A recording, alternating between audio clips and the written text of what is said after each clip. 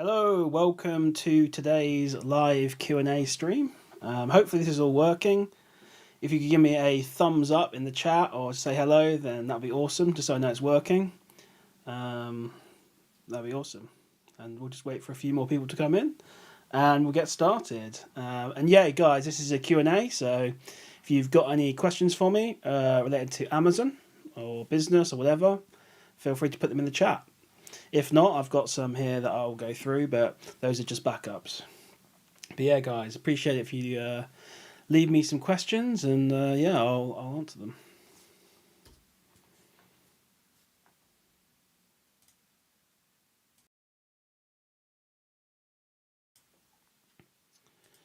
So just trying to see if anyone is...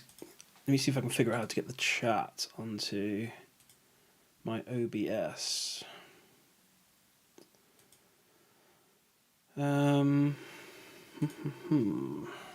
Is anyone here?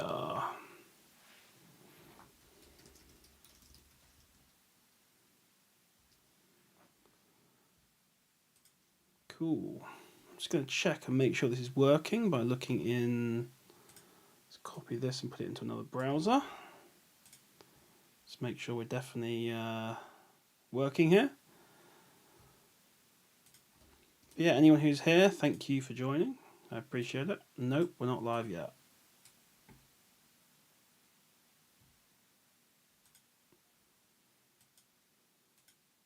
We are, cool. Okay. Cool, awesome. Hopefully you guys can hear me okay and see me okay. And hello to Honor. Thanks for coming and joining.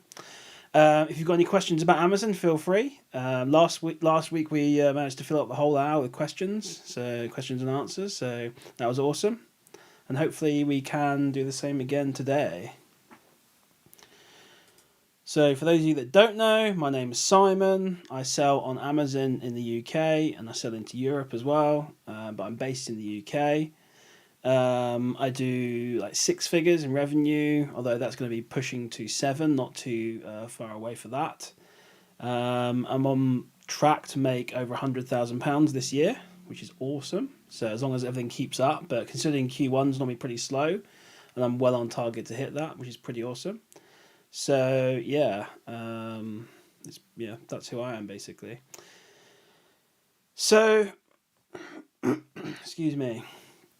Yeah, I was hoping we'd get some questions by now, but I'll just go through some of the ones that people have asked me in my... So I've got a free Discord, guys, and maybe I'll just throw a link in the description for you. It should be in the description. But if it's not, I'll throw one out, and you can come and join my Discord if anyone wants to join that. Let's make sure that's the right link. So I've just put that in the chat. But yeah, so, I mean, one question I've had from, let me see actually who asked the question.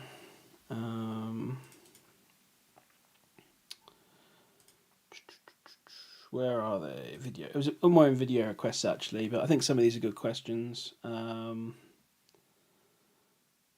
have a look. So Scheme, or yeah, Shmee was asking how to pack and ship different classes of dangerous goods safely and legally. I mean, for that one, just go with what Amazon tells you. So whenever you're packing something, they should, in theory, tell you exactly how to pack that item. So, if you're doing, something that requires any kind of prep, most of the time it's just a poly bag. So you just need to put it into a bag. That's generally any kind of liquid or anything along that nature. So, just put that into a bag and it should tell you. When it comes to like... aerosols, I'm trying to think if there's anything I've actually packed an aerosol before. I think I have. There was no specific requirement for anything in terms of preparation. If it's glass, sometimes it needs to be bubble wrapped. Again, Amazon will tell you. And yeah, that's pretty much it. Battery wise, again, I don't think I've seen any specific requirements regarding batteries. But yeah. And then how do I pack them? Well, it depends on what it is. I pack it carefully just to make sure if it's something like an aerosol or if it's a perfume or something that's flammable. Just maybe put a little bit extra padding in there. And how do I ship them? I ship it via UPS, but not the partner carrier. So Now, I'll be honest, I'm not sure if that's the 100% most legal way to do it. I know you can't use Royal Mail, but unless it's just like one perfume, say a perfume for example, you can do like up to 180 or 200 mils. But for Amazon, that's not going to work, obviously. So yeah, so that's that, and then I think some people use DPD, but I just use UPS. So we've got a question here: am I able to sell FBA in? Actually, let me just move this out of the way. I've got this stupid heart covering up the question. Okay, here we go. Am I able to sell an FBA in the UK without a business? So I assume you're from another country. If you are from another country, while I don't have a huge amount of experience in this, I'm fairly sure you're going to need to set up a limited company. Now, if you're in the UK already, then you do not need to set up a limited company. You can start selling as a sole trader. And that's just essentially just doing it under your own name as an individual entrepreneur, I guess, is how it would be described. But if you're abroad, then I'm almost certain you're going to need a limited company. It's not a giant deal to create one of those. You just have certain sort of filing requirements with HMRC. But yeah, other than that, it's not too complicated. And you have to do accounting every year. So, but no, there's no reason why you can't do that. But yes, you will need a business. So yeah, don't let that stop you though. Going to some other questions. I hope we've covered that sort of dangerous goods items. Let me just put a message out, see if anyone is actually interested in joining. If not, no problem. Q&A if anyone is interested.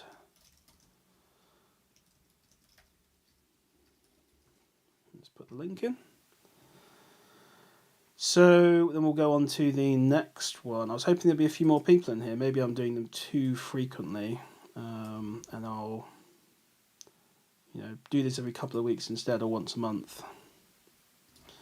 No problem though. I'm just a bit keen on doing these kind of things. I was just actually I spent like 3 hours before this getting ready to do my next video. I was scripting it out, coming up with the thumbnail, the title, coming up with the script, all the stuff inside of it. So I was actually spending a lot of effort putting onto this video. It's going to be about 10-15 minutes long, and that video is going to be how to start an Amazon business with £1,000 or less, or $1,000 or less, because I think there's some specific strategies you need to do for when you're doing a business with that kind of limited capital, and you're basically trying to get your $1,000, £1,000, whatever, to up to about 5,000.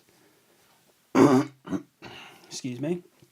And then once you've done that, you can then try to change the business model slightly when you get to sort of 5,000, in my opinion, anyway. So that's the video I was doing, and it's just about trying to get to that 1,000 to 5,000 as quickly as possible. And there's some specific strategies that you should do and things that you shouldn't do as well. So yeah, cool. Right. So one guy asked me, setting up for speedy Amazon to Amazon, like accounts, desktop, etc. So when it comes to doing Amazon to Amazon, the best thing you need to do is have 3 personal accounts and 3 business accounts. And Amazon have the kind of account switcher, so you can log into all of these accounts and somewhat easily switch between them. During times like we're on the spring sale right now, they have like a bit of extra protection for bots and stuff, so you have to go through a capture and things like that. But yeah, that's generally what you need to do with Amazon to Amazon. You just set up 3 personal, 3 business. The reason for that is there are some things you can buy on business where you're getting a discount.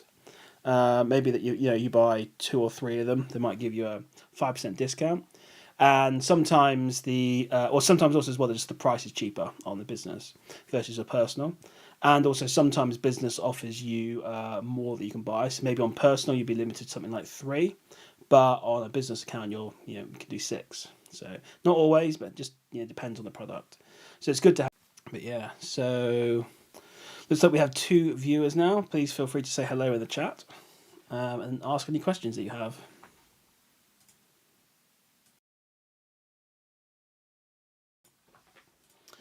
So that's I'm trying to think of any other tips for Amazon to Amazon. I'm going to do a whole video on Amazon to Amazon because there are a few extra things you can do to just benefit the most from doing Amazon to Amazon. But yeah, in terms of setup and stuff and speed, that's pretty much the quickest way, is to just have those things kind of logged in, ready to go. Obviously, have your default account, your default address set up, your default card all ready to go, and yeah, that's pretty much the best you can do really. And just be quick when there's something pings. You just got to be fast, and don't think, just buy and then analyze later. So shoot first, ask questions later when it comes to Amazon. Cool. So someone was asking me about scaling your FBA business from the living room to the prep center. So, obviously this is something I've not quite solved myself yet. Look over here. Lots of stock here. But yeah, essentially you should probably start off in your living room if you can, just because obviously it's going to save you on prep and cost and things like that. And obviously you want to try and, it's always good to learn how to do something yourself first. But I think a good time to transition from sort of your living room to a prep center is when you feel like your sourcing skills are much better, and you'd rather spend that 1-2 hours, whatever, prepping, where you might save sort of £10-20, whatever it is going to be. But that time's better spent actually sourcing, because you're going to make more money. So that's why that's when I think it's a good time to do it. Or whether you're just getting your other half is getting pissed off with you, or you're getting annoyed with packing, because it's not the most exciting thing in the world. So I think that's probably the best time to kind of transition over. Some people never do it. I'm trying to transition back over to prep center again. But I kind of bought it in house again, just to try and save some money and try and build up the profits more. And I guess one thing I do, like I've always done, is any kind of big and bulky items or heavy items, whatever, I've always sent to the prep center. So I've sent things like ironing boards. I don't want to have to deal with an ironing board. I sent those to the prep center. I have sent like large heavy printers that weigh like 25 kilograms, sent to the prep center, things like that. So yeah, cool. We have a question from Donna. Okay, cool. Donna's been watching on the TV but couldn't see how to get the chat. Okay, interesting. I don't actually watch YouTube on the TV, but maybe I should do that and see how you can see what it's like. Don't have any specific questions, but I'm enjoying going through your videos. I appreciate that. Thank you very much. So yeah, I've put out some decent content so far. I've still got 50 probably video ideas of things I need to do. There's so much knowledge to hand out for Amazon. But yeah, I'm hoping the stream hasn't dropped here. It seems to be a bit glitchy. Anyway, I've got loads more videos to do, loads more tips to hand out, and I've just got a whole list of video ideas to do. So I'll keep pumping them out, maybe 2-3 a week, something like that. But yeah, it's and I'm trying to improve my video skills every video I do. So now I'm scripting them and things like that. So each video has gone from taking maybe an hour to now taking 5 or 6 hours. So I've got to find that balance between sort of quality and speed when it comes to producing videos. Cool. So, right. Let's have a look at another question I had. Demo of ways to prep liquids for safe delivery, like electrical tape, polybag, shrink wrap, sleeves. I mean, just do what Amazon tell you, and just polybag. Most things are just polybag. That's all you need. And occasionally, if it's if it's fragile, you need something glass, like a mug or a glass item. That will sometimes need bubble wrapping. But yeah, other than that, I don't see why you'd need any other kind of prep work really on that. So, and don't do more than you need to. I kind of did this when I first started Amazon. I was a little bit overly cautious. I put things in bags that didn't need to be in bags, and it was just pointless basically. So just do what Amazon tell you. And sometimes even when they say polybag it, if it's in a box already and it's nicely packaged, then you don't need to do it. So owner has said, do I have a VA for leads? I currently do not have a VA for leads. I had 3 VAs in the past. I had 2 sourcing VAs and 1 admin VA. But I decided to let them go just because it just didn't really fit in with my kind of business model, and I just didn't like the hassle of having virtual assistants. It just turned more of the business into a job for me, so kind of managing them and stuff. So yeah, I kind of let them go. I kind of regret it now, But I did have that, VAs for a little while, and they found me some okay leads actually, to be honest. But a VA needs a lot of training. You can't expect to really get a virtual assistant that knows what they're doing. You need to know how to source and do things yourself before you can train someone. It's just not. Otherwise, it's not going to work. So you need to learn it yourself, and this is all Amazon's about: is sourcing. If you can't source items, then you're stuffed basically. So you need to learn, and then once you've learnt, you can sort of systematize what you've done and teach it. Teach someone else. So, but yeah. I know a lot of people think of VA as a magic bullet, but they require a lot of work.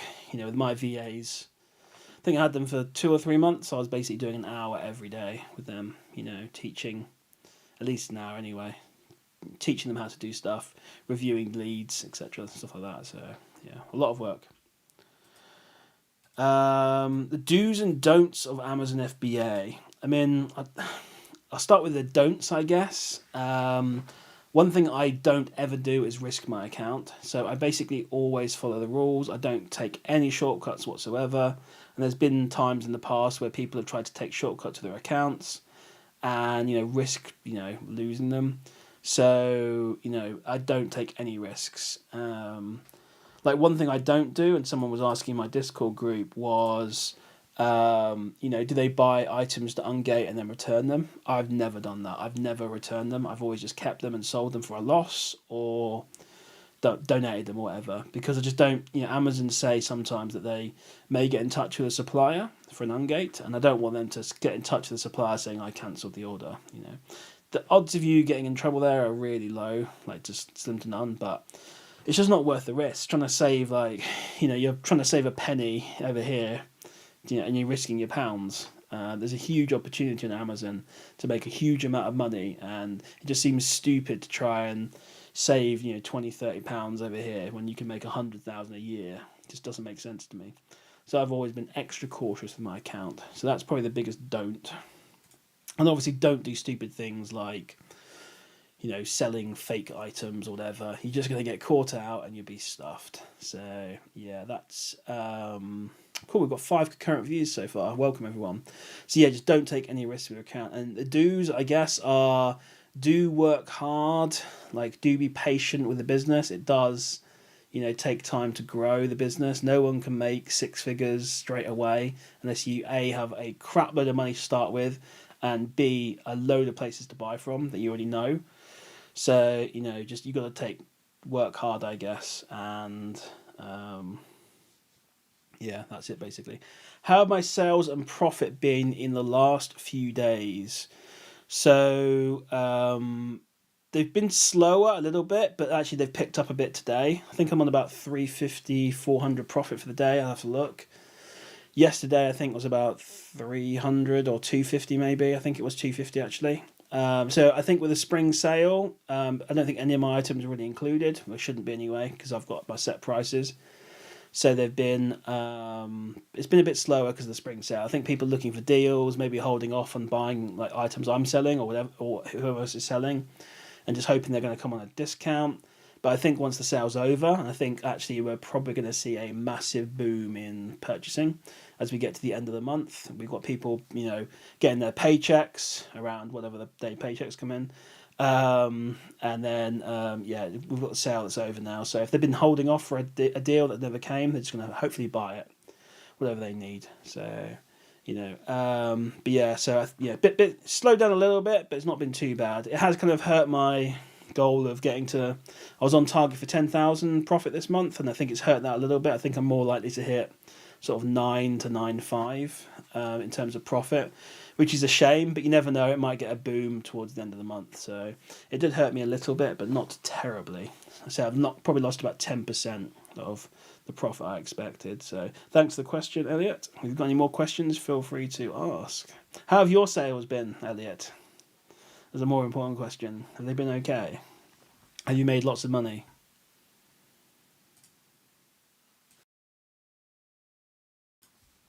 So, cool. I'm trying to think of any do's or don'ts of Amazon. I don't know. Yeah, I think I've probably covered that. So I'm just going over questions, guys, that people have kind of asked me before, for video requests and things like that. And I may still do videos on these, but I thought it'd just be good to go and have some questions ready to go. targets and goal setting in the Amazon business. So yeah, I created amazseller.com, which allows you to kind of track all your purchases. But a part of that is it has it built into the software goal set, and you can go and sign up for free. By the way, it's amazseller.com. It's 100% free. You can set in there your goals, and you can set spending goals, profit goals, and I think unit goals as well. I added in, and yeah, for me, the biggest one is going to be setting your spend goals, because that's the thing you can control. You can't really control your profit. I think when you set goals, you should always try and set a goal as something that you can actually do. You're in control of, if that makes sense. So rather than saying, "Oh, I want to make £10,000 this month," well, that might be a goal you have in your mind. You're probably better off saying, "Okay, if I have a 30% ROI, then I need to spend, let's say, £30,000." And if I spend £30,000 and I'm running always an average of 30% ROI, then I should make £10,000, roughly. So I think, yeah, having spend goals is really important. And then from there, you can then kind of extrapolate your profit goals.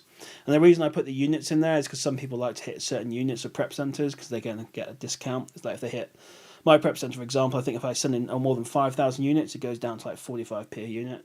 But if I send in like 100, it's like 90p. So it's always good to, if people want to track those kind of unit goals, I suppose. Depends if you're in a high volume business or not, So yeah, very important to set goals, but try and set like ones that you can control. So another one might be example of like, I want to, I don't know, get to 10,000 subscribers on YouTube. And rather than having that, it would be, I'm going to put out 3 videos a week, because that's the thing I can control. I can control 3 videos a week. I can't control how many subscribers I get. So yeah, cool. We've got some questions here then. Is it essential to go VAT registered as a new seller? No, it is not. You can definitely start off as a sole trader, and you do not have to be VAT registered. And in fact, that's probably the best thing, because it's you're learning on easy mode essentially. And what people have done in the past, and I'm not giving advice here on anything. I'm not an accountant or a tax expert, but what people have done is they've started off as a sole trader. They've hit the VAT limit, which was 85,000, but it's now 90,000. Then they've converted over to a limited company, which is a brand new entity. Almost a limited company is like a separate person, and that then should reset the VAT limit. You can then go all the way up to 90,000 again on that limited company, and then from then you have to register for VAT. So you kind of get to double dip it a little bit. I know HMRC are thinking about cracking down on this, but I say I'm not an expert. Speak to your accountant. But yeah, you do not have to register for VAT when you first start out. No. There are certain advantages to doing it, but I think generally it's probably best to not do it. Cool, Elliot. Last few days start to pick up. Yeah, I think the same with me. I think I had a bit of a dip to begin with when the spring sale started, but also I did a cardinal sin here as well, which is just horrible to do. Is I let some of my replenishables get out of stock. Which is just a terrible thing to do. And you should see I've got a video about winning the buy box, and in that I talk about many different things to make sure you win the buy box. And in one of those things I say, do not run out of stock, because Amazon do not like it. And unfortunately I did on some items, so it's a real shame. But yeah, just had a drop off from viewers, which is a shame. I'm looking at the chart here of the viewers, it's gone up to 5 and back down to 3. So anyway, it's all good. But yeah, so yeah, well, I can't remember what I was saying now. I let my stock, some of my replens go out of stock, which is not good. So I had to scramble to order them, hope they were on sale, which they were, thank God. And then next time I'll order way more and make sure I've got enough to last. So, but yeah, that definitely didn't help, and again contributed to me probably not going to be making 10,000 this month, which is a real shame. But let's fingers crossed, hope that people start buying more over the next 5 days, 6 days, and then it should be good. So, but yeah, what kind of profits do you do, Elliot? What kind of revenue profit are you doing? Are you a new seller or an existing seller? How long have you been selling for? I'll be interested to know. Cool. So yeah, so we just covered the target and goal setting, and just to summarize that one, set spending goals. I think is the most important thing. So someone asked me what the 5 things I love about being an Amazon seller. Okay, I don't know if I've got 5 of them, but I'll just rattle off a few off the top of my head. The biggest one, which is not just being an Amazon seller, but having kind of any business, and that is the freedom, or being self-employed, I guess. The freedom to do what I want when I want. So, right now, I've decided to sort of half my effort from FBA and put it into YouTube. So before I was kind of living and breathing Amazon FBA for the past almost 2 years, I guess. I just didn't do anything other than FBA. Now I've decided to spend some of my time like doing YouTube as well. So I've kind of split my time sort of 50-50 now. Although maybe it's a little bit skewed more towards YouTube, which is probably a bad thing. I'm trying to build up the YouTube. I just like a new challenge, I guess. So yeah, I kind of hit those kind of that milestone of doing 10,000 months on Amazon, and I've let off a little bit, which is probably a mistake. But I just like to do new things. So. But the freedom, that's the main thing. If you want to take a day off, take a day off. You know, if you want to take a week off, take a week off. I mean, you will suffer from it if you take too many days off, if you don't put the work in, but it's down to your choice. And if you're happy just to make, say, £3,000 a month from Amazon, it's super easy to do, and you can spend the rest of the time with your family, you know, doing whatever you want. And once you get this thing set up properly, you know, easy. So freedom's the huge one there that is the most important one. I guess the other thing I love about it is the profit's great. So, you know, again, being you're having your own business gives you certain tax advantages versus being an employee. So, as an example, let's say you need to pay for a train ticket to go somewhere. You know, if you're paying for that after a salary, you're paying it post-tax. Whereas for me, I can obviously if it's related to business, I can business expense it. And all the equipment that I buy, you know, my computer, my printers, my phone, everything is pre-tax. So it all comes, you know, I can take that all off as an expense before I pay tax to the government. So that makes a huge difference. So yeah, that's a big one for me. So that saves me a lot of money, and also being VAT registered as well. You know, when you buy, let's say you buy an iPhone for £1,000, you know, you're basically saving like 30-40% off the top of the cost because of VAT and you know, things like that, and you're expensing it. So as long as it's related to business, you know, so talk to your accountant about what's business expense and what's not. But yeah, so that's, I guess, one of the other things I love, and I'll go back to that in a second. Any advice for mass subscribing to newsletters? Yes, go to salesgazer.com. It's 100% free. I'm getting no kickback for recommending it. And it allows you to subscribe to a bunch of newsletters, which they essentially, what they've done is they've already subscribed to them on their back end, I guess. And then you just basically select which ones you want.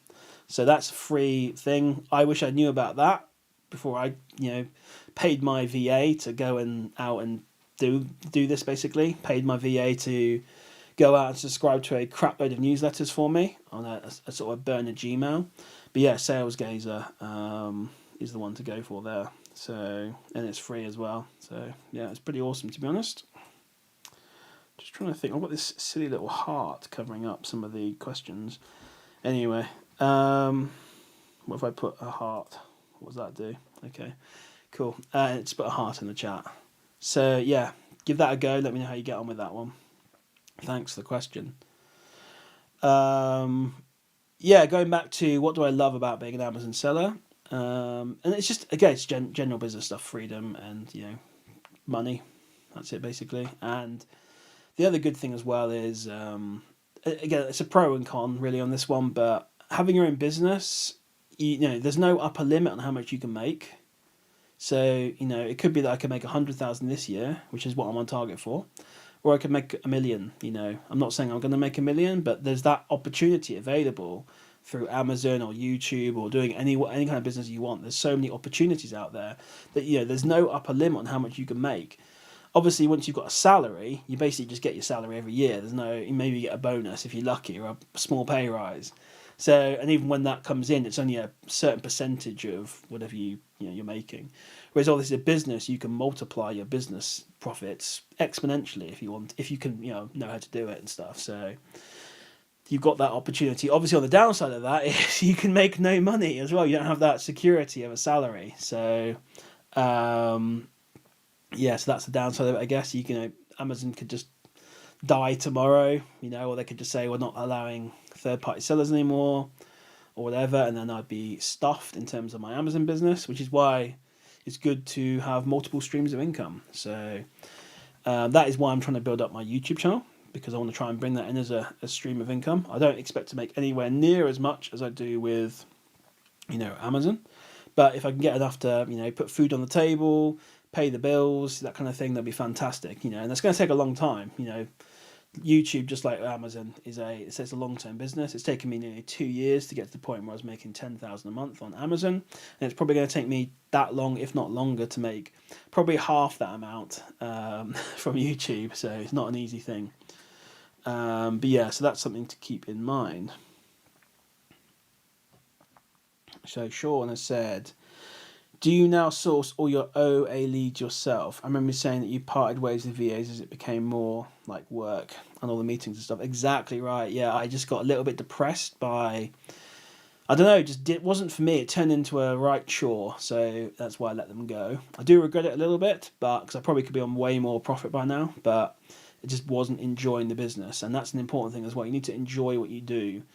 And I was not enjoying it. So I do source myself, but I know the category I'm in, which I'm not going to say what it is, but I specialize in, basically like 2 or 3 categories, but sort of one main one.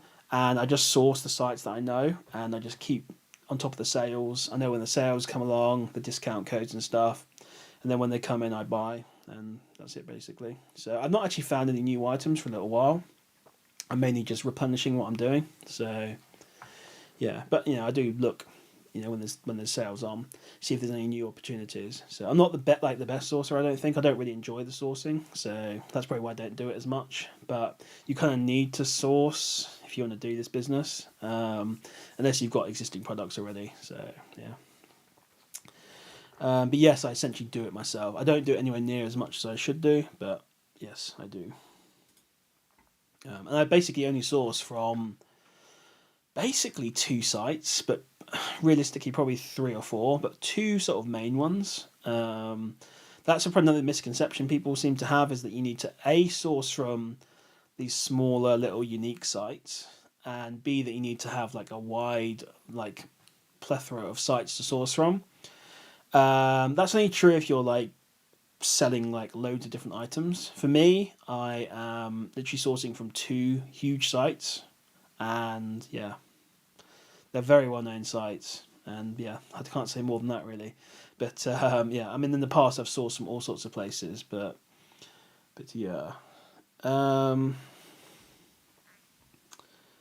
You should put some affiliate links to things you use. All helps. So hopefully there's a description in this. Let me check. And in that description there should be a bunch of links to all the services that I recommend. Let me just check on my other browser. Hopefully there's a description. I don't know. Yeah, there should be a description. And in there I've got some of the groups that I recommend. So if you're in the UK, I recommend, and you want to do retail arbitrage, which is where you're going into shops, like Tesco's, whatever, B&Q, etc. I recommend Mental Picks. Links in the description for that.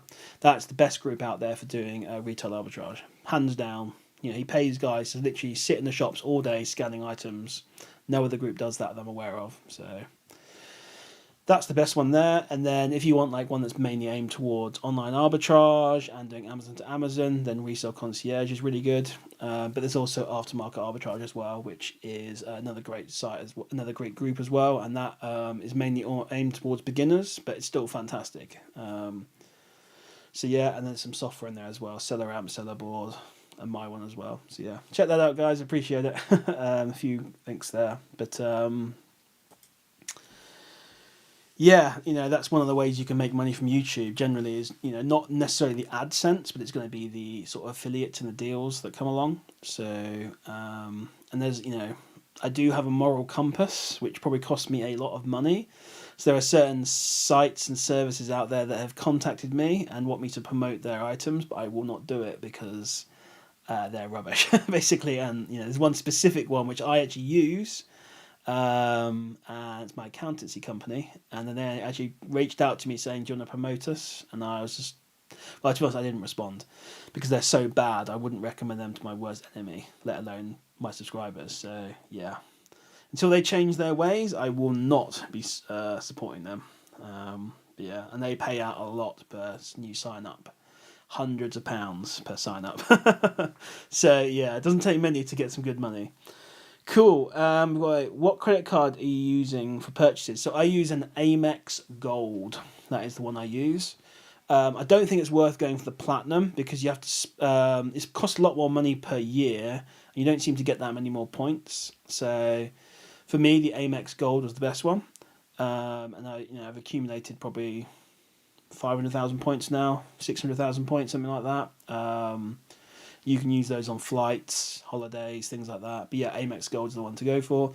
A good way to. I don't recommend anyone gets a credit card unless they know what they're doing. Again, not financial advice because credit cards can be very dangerous. But if you want to kind of leverage your business and try and scale a little bit quicker, then using a credit card responsibly can be a good way to help scale your business a little bit quicker. Because if you buy at the right time, you can have 45 days or so before you need to pay it off. Always pay it off in full, by the way, as well, because otherwise you get hit with interest. But it just gives you a little bit of a buffer. Maybe where if let's say your budget is say 2,000, maybe you can kind of squeeze that to sort of 3,000 by simulate that kind of 3,000 by using a credit card. While you see your Amazon balance is maybe £1,000, that's going to come in the next sort of 14 days. You can then probably spend another 1,000 on your Amex Gold, knowing that 1,000's coming in. Although can sometimes be risky if that money doesn't come in. So, is it worth using a cashback credit card over points? I mean, I don't know any cashback credit cards. Do you have any examples? I guess most of the ones I know of will only pay sort of 1%. And yes, that could be good, I guess, if you can get the cash back. But for me, with the points, you can get 4 or 5 times the amount back if you spend it on wisely on things like flights and stuff and holidays and convert it to air miles. So that's the one that most people use. I think I'm missing a trick. There is especially with Amazon to Amazon, there's an Amex Amazon Prime card which pays, I believe, 3 points or it's 2% cashback on Amazon purchases. So that is worth doing for Amazon to Amazon. So if I really wanted to maximize every single inch of, every little tiny morsel of profit, and rewards, then I'd probably do that to buy Amazon to Amazon and then use Amex Gold for the other ones.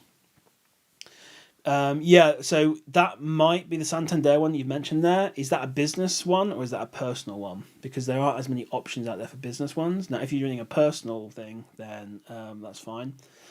Once you become a limited company, you can't use a personal card. But yeah, and there are certainly debit cards out there, like the Chase Bank card. Is that I don't know if that's a credit card or a debit card. Obviously, you want to be using a credit card with points, but you can use debit card as well, I guess, if there's one of those. As long as it's business, that's the thing. It can't be personal. If you're starting off as a sole trader, you can use a separate personal account. But when you're a business, you can't use a personal account. It just becomes too messy. So, but yeah, maybe I'm missing a trick there. I'll have to look and see. But for right now, I'm just using Amex Gold. But one thing I do use a lot, and I've made, if I look at my figures here quickly, is Top Cashback. Hopefully you guys have signed up to this, and if you haven't, I'll put a quick link in the description. Hopefully it's already there. It isn't. That's a shame. But yeah, so Top Cashback, I have made a fortune on Top Cashback from just buying stuff for the Amazon business. So let me just get the link up here. So if any of you guys want to sign up to Top Cashback, I'd really appreciate that. I'll put it in the chat. There we go. But yeah, Top Cashback, I have made approximately, if I look now, £6,566 in cashback on Top Cashback. And I've got £270 payable, ready to go. So that's nearly £7,000. I've got about £900 pending, I think it is. But yeah, so a decent amount of money basically, and that's just from buying stuff that I'm already going to sell anyway. Just extra profit on profit I've already made. And I've also I've used Quidco as well, although I prefer Top Cashback. I think it's another 2,000 on Quidco, something like that. So we're looking at probably about, what did I say, 7,000 on Top Cashback, just under. So we're looking at about sort of £8,500, £9,000 coming back in just under 2 years, just from cashback. So pretty powerful stuff. Yeah, I don't know what else to say with that one, but it's just free money. Absolute free money. Check out the link in the chat. That's a big one, really. So that really helps me as well. There's a good payout now at the moment for affiliates on that. But yeah, it's free money. It's just like it's an affiliate essentially. Like these shopping websites pay out people to like push people to their websites. Let's say for example, what's a good site like Apple, for example. If you want to go and buy like an iPhone, Apple will pay some people, let's say 1%, if they send traffic to their website and they buy something. What Top Cashback does is basically just gives you the 1%. You're like your own referrer, basically, and they give you the cashback there. So I do not. So yeah, good question, Nemesis. I do not add Top Cashback into my profits. No, because Top Cashback is never. When I say I've made like 6,500 with another sort of 270 coming in. I've also got 1,362 declined. So it is never guaranteed to get cashback. I guess 9 times out of 10 it does pay. But it's not always guaranteed. Sometimes the amount gets lowered. I never include it in my calculations. It's just, and also as well, again, I am not an accountant. This is not tax advice. But from my understanding, cashback is not taxable by the government. It is considered not a sales reward, but a sales discount, essentially. So that money that goes there is not part of the business. That's my own personal money.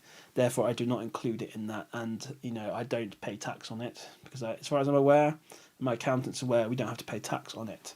So especially if you pay it out in things like shopping, like Sainsbury's vouchers or like Airbnb vouchers or whatever, Amazon vouchers.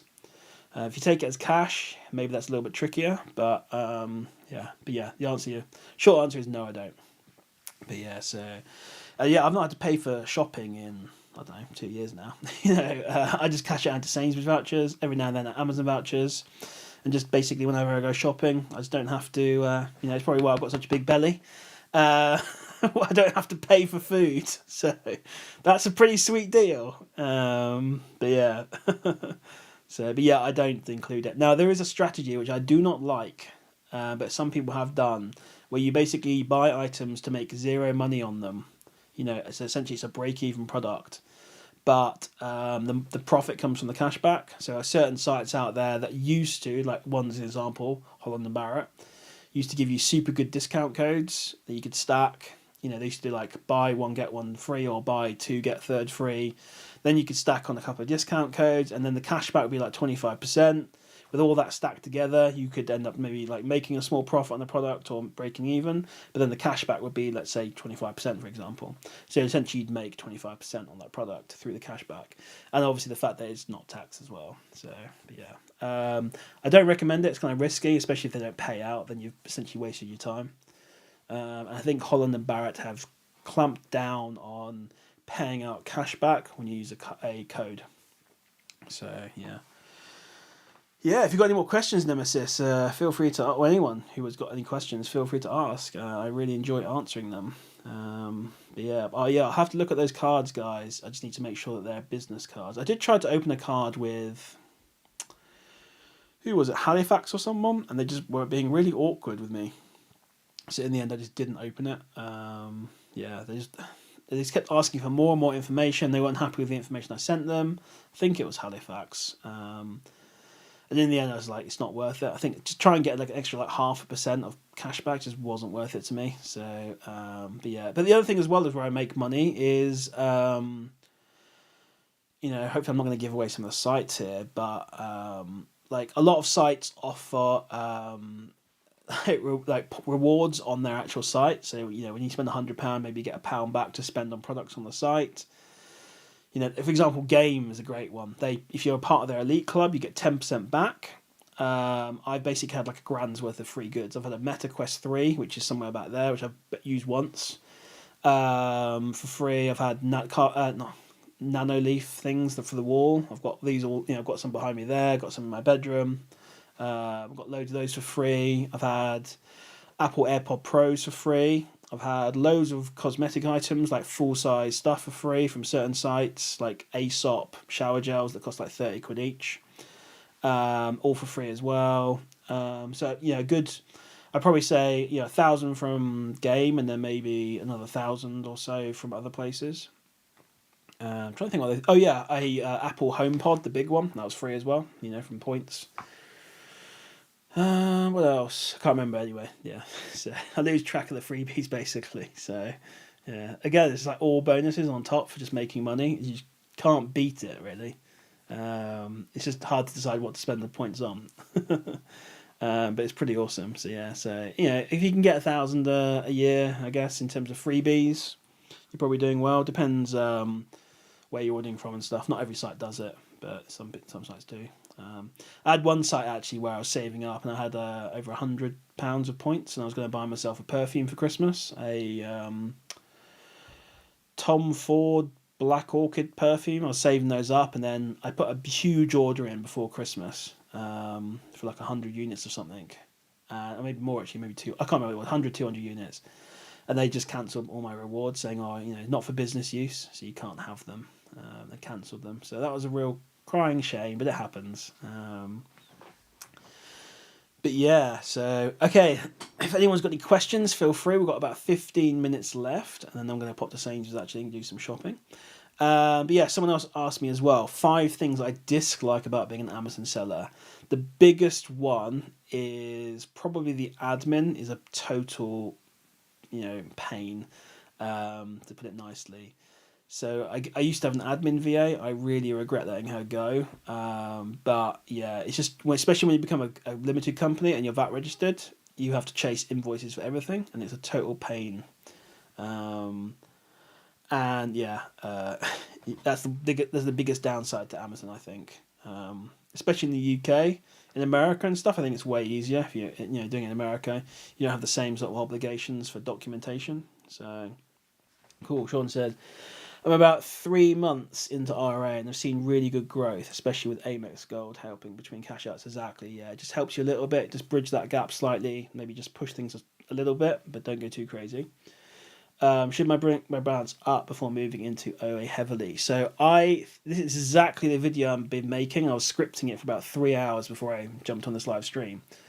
And that is basically how to turn sort of £1,000 into 5,000. Because I think when you're doing 1,000 to 5,000, I think you're better off focusing on RA over OA, and also doing, if you can, FBM over FBA, because it allows you to basically churn your stock faster. You can go into let's say you go into Tesco's, you can buy an item, you can list it while you're there in the shop on your phone.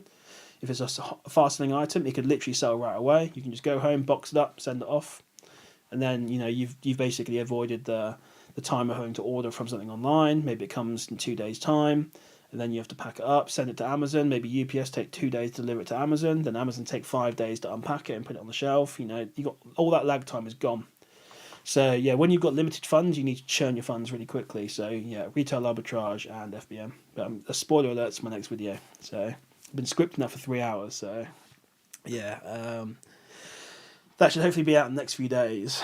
But yeah, it depends. Once you got to sort of about £5,000, I think you can then start introducing OA. But there's no reason you can't carry on doing OA. If you really like OA, then RA. Sorry, if you really like doing RA, then that's retail arbitrage, guys. If you really enjoy doing that, then just keep doing it. But yeah, you can start phasing in some OA at that point, because RA is good because you get obviously the faster turnaround, but the ROIs are generally higher as well, which again lets you build faster. Exactly, you don't want to leave the ROI of RA because you're getting 80, 100 plus %. When you're doing OA, you're at 30%, unless you get a good niche. So it's tricky really, but then it's also more difficult to scale RA. I'd say it probably can be done, but I'd say it's very difficult potentially to make 100,000 a year profit from doing retail arbitrage, whereas doing online arbitrage is quite achievable.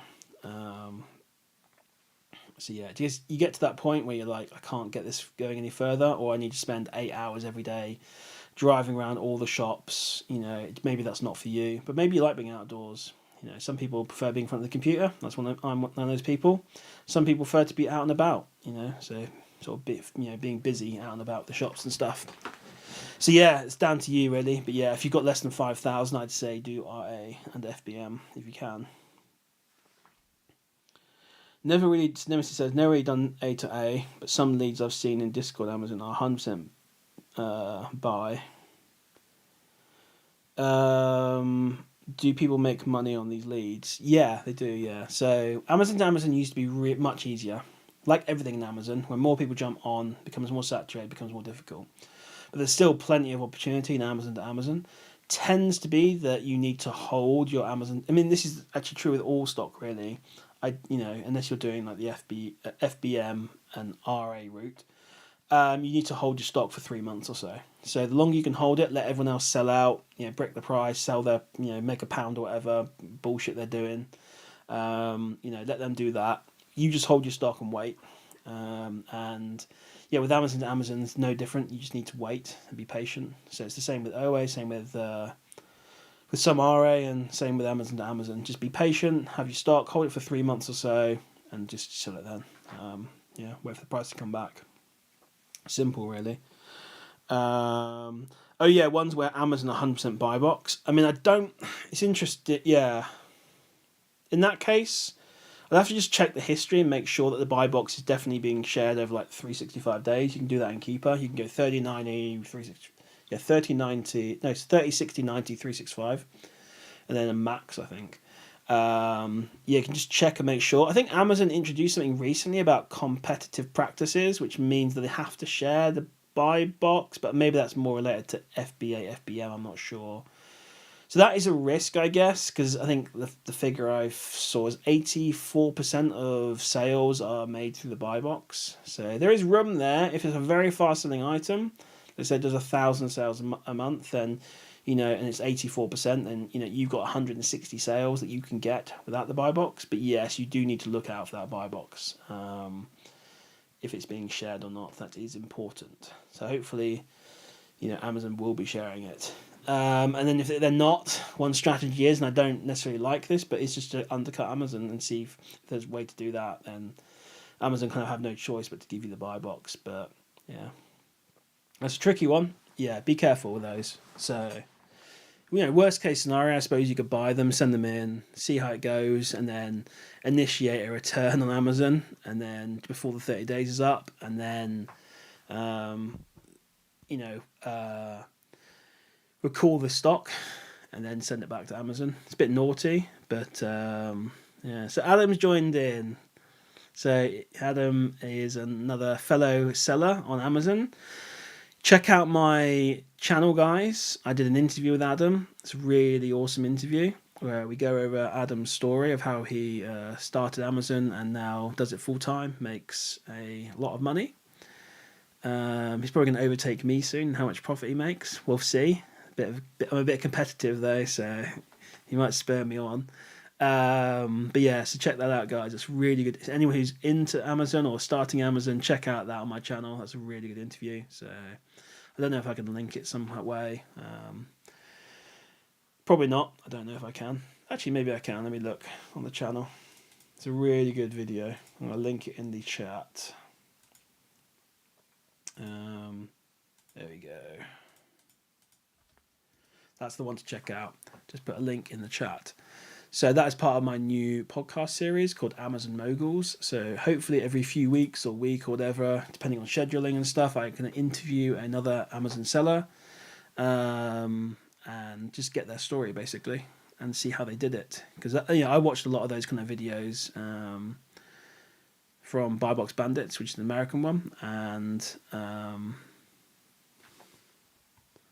yeah, no problem, Nemesis. Thanks very much. Awesome. Yeah, I always found these stories very inspiring to watch and to listen to, and you can learn a lot as well. There's so many strategies with Amazon. Like, there's so many ways to make money, and when you talk to people, you can just see the different ways. And I think it just opens your mind to the different possibilities that you can do, and ways you can make money on Amazon. Because there are probably 100 or 1,000 strategies to make money. So yeah. Awesome. So we've got about 7 minutes left. If anyone's got any final questions, feel free to put them in the chat. That would be awesome. Otherwise, I'm just going to go back to the 5 things I dislike about being an Amazon seller, or whatever, not 5, but where I can think off the top of my head. We obviously covered admin being the biggest annoyance, and then sort of price tanking, things like that. I guess kind of annoying. You kind of get over it a little bit once you've been selling for a while. But yeah, sometimes it's very frustrating. You find a good product and then it just gets tanked, and sometimes the listing never recovers, or it's going to take years to recover. So that's probably annoying, and people not having the patience, I guess. But it's this is the way, that's the game. So yeah, I'm trying to think other things I dislike. I think really, I guess the fact that some sites just don't let you order enough. They're really like picky on how much they let you order. I was just talking to Adam about this today. Actually, some sites just they ban you if you order too much. Even like supermarkets, limiting you on how much you can buy. They don't seem to like resellers. Some of them, yet they'll still allow their employees to buy items that are discounted, before customers. So, double standards really. Because I remember there was one thing that was a speaker system selling for like £10, down from like 80, and I went into a store that had it, and I was looking around for it, couldn't find it, and then I asked one of the staff members, and she was like, "Oh, it's not that speaker, is it?" And I was like, "Yeah, it is." And she was like, "Oh no, one of the staff members took it this morning." I was like, "Great, that's nice." So yeah, it's these kind of double standards. You get these anyway. That's annoying, I guess, as well, but you just move on to a new site, move on to new things, so don't worry too much about it. Not much you can do about order cancellations or like limits on websites. So, Adam asks, how is the EFN going? And if anyone who doesn't know, the EFN is European Fulfillment Network, so that's where you are able to sell into places like Germany, France, Spain, Sweden, Netherlands, and... did I mention Italy? I can't remember. All these different European sites, but your stock lives in the Amazon UK warehouse. And when someone buys it, they buy it, say, from Germany, for example. Amazon will ship it from the UK warehouse to Germany, dealing with all the customs and all that kind of stuff, and, it goes to the customer. And then, excuse me, you get paid out in euros. So it's pretty good. You can sell more items into more countries, which is great.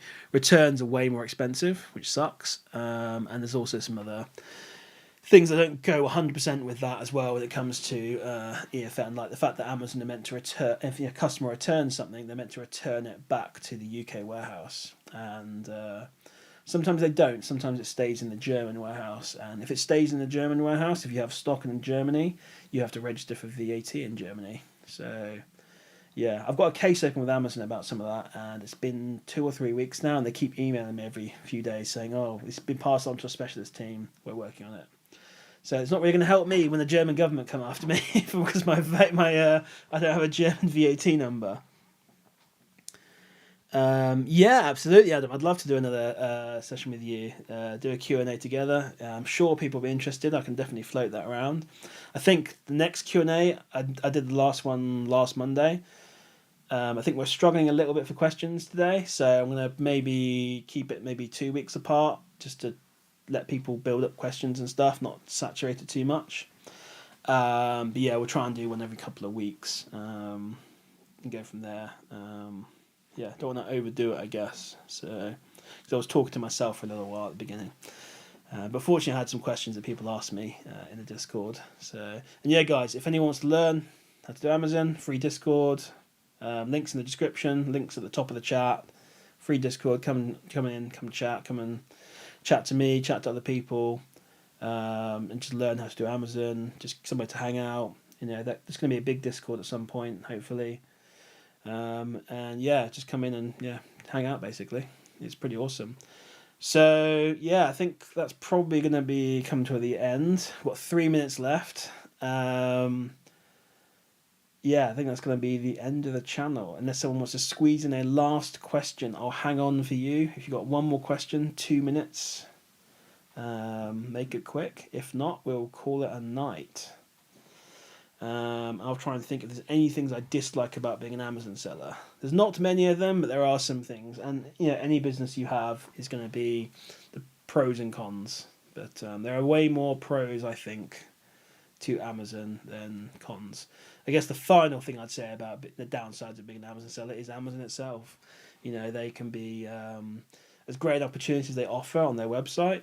They You know, they sometimes they're a bit ruthless when it comes to certain things, and dealing with Amazon's a bit of a pain sometimes. So just the people they've got working for them maybe not be the most knowledgeable, and yeah, it's not the and Amazon could pull the plug at any time. So that is, I guess, the biggest downside. So my watch is telling me it's bedtime. So, um, but yeah, that's the, I guess, the final downside. The thing I dislike about Amazon is Amazon itself. So, and yeah, as Adam says, make the most of this channel. To be honest, guys, yeah, thanks, Adam, appreciate it. I'm giving away all the knowledge, guys. Like, I'm giving it all away.